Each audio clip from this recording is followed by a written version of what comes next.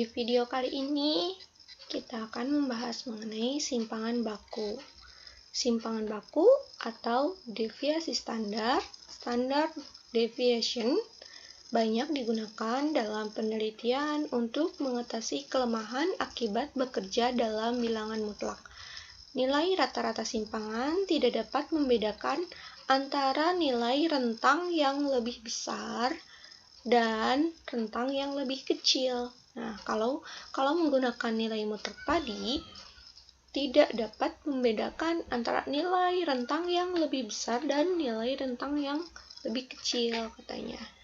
Nah, simbol simpangan baku untuk sampel adalah S, sedangkan simbol simpangan baku untuk populasi adalah sigma. Nah, ini simbolnya. Next. Nah, ini jika pada rata-rata simpangan yang di video sebelumnya, untuk menghindarkan tanda negatif adalah dengan cara menggunakan nilai mutlak, nah maka pada simpangan baku untuk menghindarkan tanda negatif adalah dengan cara mengkuadratkan, kemudian menjumlahkan dan lalu membagi dengan banyak data N atau N kurang 1. Nah, ini rumusnya simpangan baku untuk populasi. Nah, biasanya jika jumlah datanya itu sangat banyak atau tak hingga. Nah, ini rumusnya. Simpangan sama dengan akar dari sigma XI kurang X kuadrat atau simpangan. Ini per tiap datanya nanti jarak kan ini. Per tiap datanya dilihat jarak antara data dengan rata-ratanya, lalu nanti dikuadratkan dan dibagi N. Jumlahkan semuanya dibagi N. Nah, lalu, untuk simpangan baku sampel, nah pada sampel, ini rumusnya. Nah, S sama dengan kuadrat, S sama dengan akar dari ini nih, sigma XI kurang rata-rata, lalu dipangkatkan 2 dibagi N kurang 1. Nah, untuk mempermudah dalam pengisian rumus ini, biasanya digunakan tabel ini nih. Nah, lalu ada lagi nih, ini kan untuk data tidak terkelompok ya, atau datanya masih tersebar. Nah, ada satu lagi rumusnya untuk data tersebar, simpangan bakunya. Ini, S sama dengan akar N, atau banyak data, dikali sigma XI kuadrat. Nah, di sini kalau yang tadi ini, dilihat jaraknya baru dikuadratkan. Kalau di sini tidak, ini tidak menggunakan rata-rata, tapi nilai-nilai setiap datanya dikuadratkan. Kalau yang ini datanya dikuadratkan baru dijumlahkan. Kalau yang ini dikurangi dijumlahkan dulu, baru dikuadratkan datanya. Nah, baru dibagi N dikali N kurang 1. Nah, ini untuk mempermudah pengisian rumus simpangan baku yang kedua. Nah, ini tabelnya. Oke, kita coba saja. Nah, di sini ada yang tadi masih data yang digunakan yang tadi ya, pada video sebelumnya. Nah, ini ada beberapa data, ada 10 data, N-nya itu ada 10 ya. Nah, kita tulis di sini, coba N sama dengan 10. Nah, lalu berapa simpangan bakunya? Nah, di sini kan ada rumus nih. Kita gunakan rumus yang pertama. Kita coba masukkan satu-satu rumusnya.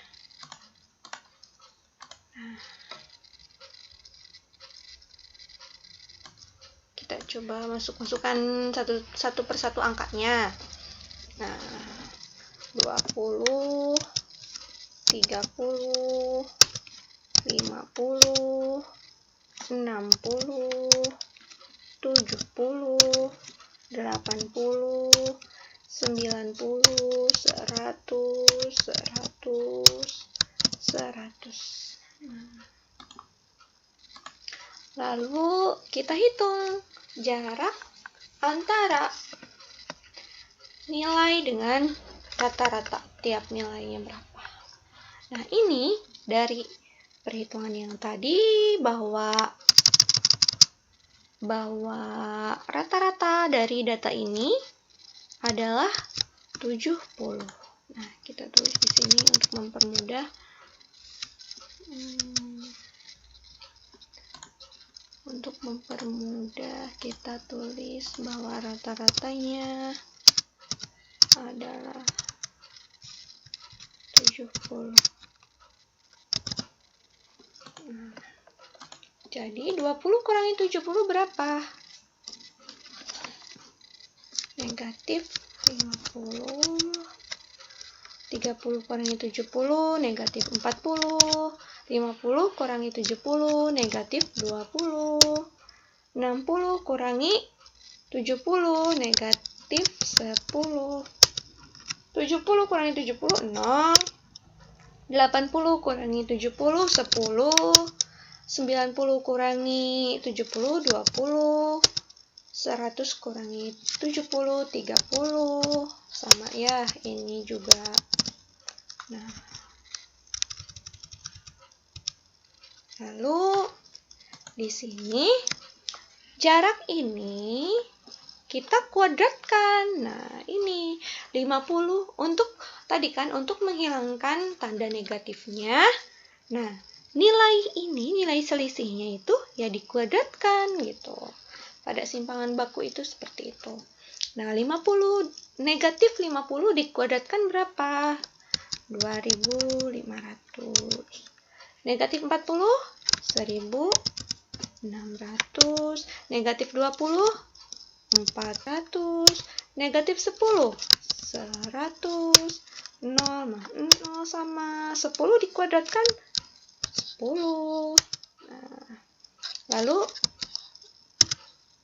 10, 100. Nah, 20 dikuadratkan 400. 30, 900. Sama ya, 900 dan 900. Nah, lalu kita jumlahkan nih. Jumlahnya berapa? Jumlah. Kita hitung jumlah selisih yang dikuadratkan ini. Kita dapatkan hasil 7.800.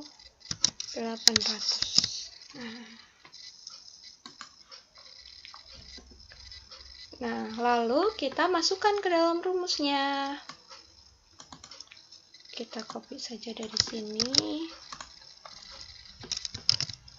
Nah, ini sigma xi kurang x bar dikuadratkan. Nah, ini nih jumlah dari selisih ini berapa. Nah, ini kan ya 7.800. Kita tulis di sini 7.800.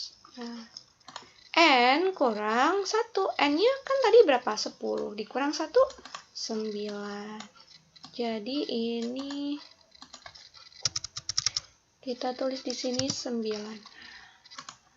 Maka hasilnya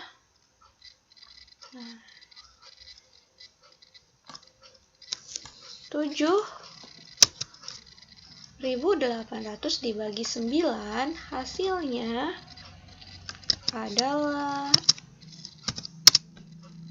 29,43. Nah, untuk rumus yang kedua, nah ini kan rumusnya ya. Nah, kita masukkan dulu angkanya terlebih dahulu. Nah, angka ini kita masukkan ke dalam tabel. Lalu kita jumlahkan semuanya. Semuanya ada 700. Nah,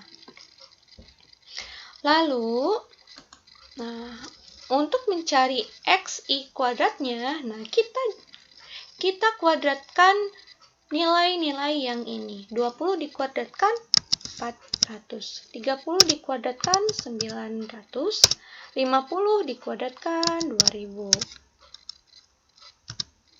500, 60 dikuadratkan 3000, 3670 dikuadratkan 4900, 80 dikuadratkan 64000, 90 dikuadratkan 8100, 10.000 dikuadratkan 10.000, 100 dikuadratkan 10.000 maksudnya.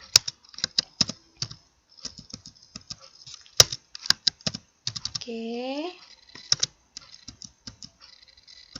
Lalu kita jumlahkan nih. Nah, jumlahnya 56, 800. Nah, lalu setelah kita memperoleh jumlahnya, nah kita masukkan angka-angkanya ke dalam sini. Nah, kita masukkan N. N-nya ini ada berapa tadi tuh? N sama dengan 10. Nah, jadi di sini N-nya 10 dikali. Nah, ini jumlah xi kuadrat. Xi kuadrat kan ini. Nah, jumlahnya ini 56.800 dikurangi. Nah, ini nih. Jumlah xi dikuadratkan. Nah, ini berarti di sini 700 dikuadratkan. Nah, ini. Nah, dibagi N-nya berapa? 10 kurang 10 kurang 1. Nah, jadi hasilnya ini nih 10 dikali 56.800 berapa? 568.000.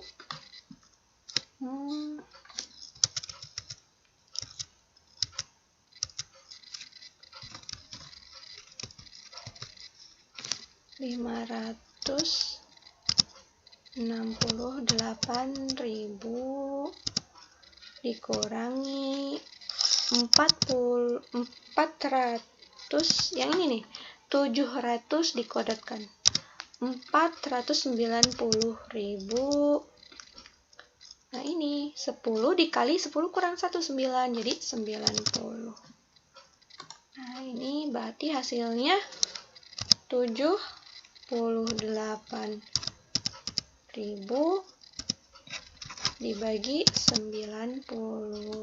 Nah, 78.000 dibagi 90 lalu dikuadratkan hasilnya 29,43. Nah, hasil ini sama dengan hasil perhitungan menggunakan rumus yang pertama. Tuh, sama kan? Oke, sekian. Ini adalah rumus untuk mencari simpangan baku dari data yang tersebar atau data yang tidak terkelompok.